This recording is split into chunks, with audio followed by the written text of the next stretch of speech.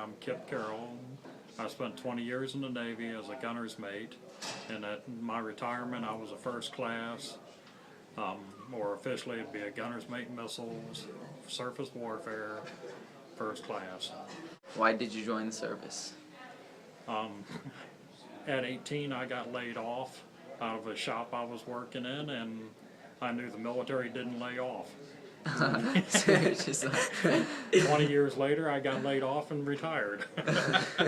One of my memorable time frames was on my second deployment in the Navy on my cruiser, the San Jacinto, and I became a military-affiliated radio operator, MARS.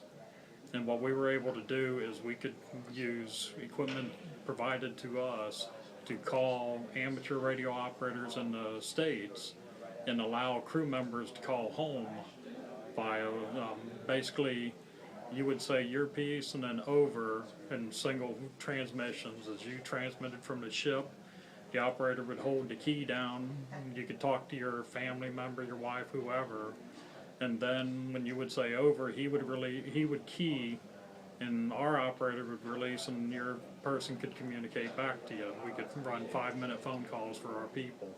And talking about a morale booster for everybody. Another opportunity on my last deployment, one of the ships in our group had captured a oil smuggler, and they had a crew on board called a prize crew. Well, that night, the smuggler was not properly set up and they sank. And it's a sad story and a good thing because 2 Americans were drowned, and we actually 2 days later recovered one of the Americans, so at least we could give closure to that family. What was the most difficult time you served in the military? It isn't easy. It takes a very dedicated family to survive it. I knew a lot of guys that were divorced, their wives couldn't put up with their husbands being gone. Right. On 9/11, we were in what you'd call stand down. Half the crew was on vacation, we called it leave, to go spend time with their family before we deployed it in mid-late September. 9/11 happened. I had to, our ship's complement was about 400 people at the time. We had less than 60% of the crew on board. So everybody pitched in. I borrowed one of the kids' cell phones and called my wife and said, I don't know when I'm returning. I don't know what's going to happen. We're leaving port now. And we were untied and backing out at that point. And I'm like, I normally have certain stuff I take on a deployment with me.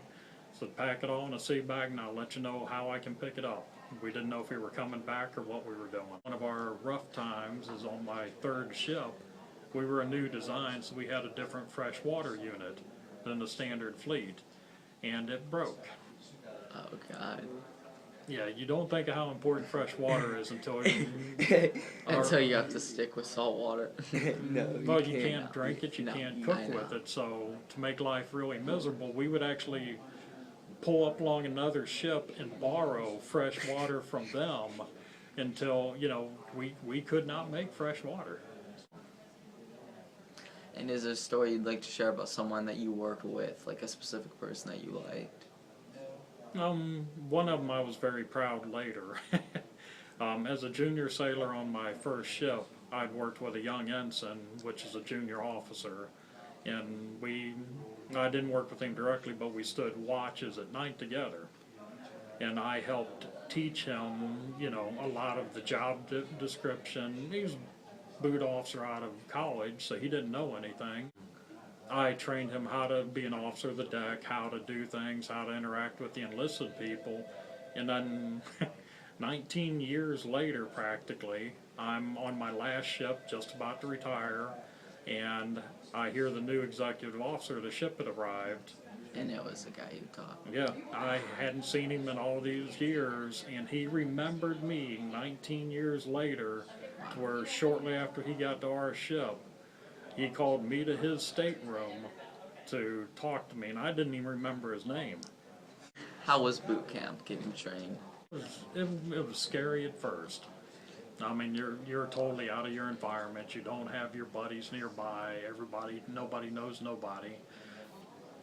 And the idea is you're off your track, you don't know what to expect. Every single minute is something different. I got sent to intensive training for missing a watch because I went to bed before the guy posted the watch bill. My mistake, I paid for it. Right. Later, we went back to intensive training for pillow fighting. If there was a student here at MHS, Mason High School, that actually wanted to go into the Navy, what would be your advice? I would definitely recommend it. If you go in and you think through what you're doing, you get the best training in the world. It's free. You're fed every day. You got usually a clean bunk to sleep in every night. You got a meal of something to eat every day. So if you go out and party, the food there? the chow's pretty good. Really? But no, I'd highly recommend it. Like I said, my own 19-year-old son is going into the Navy.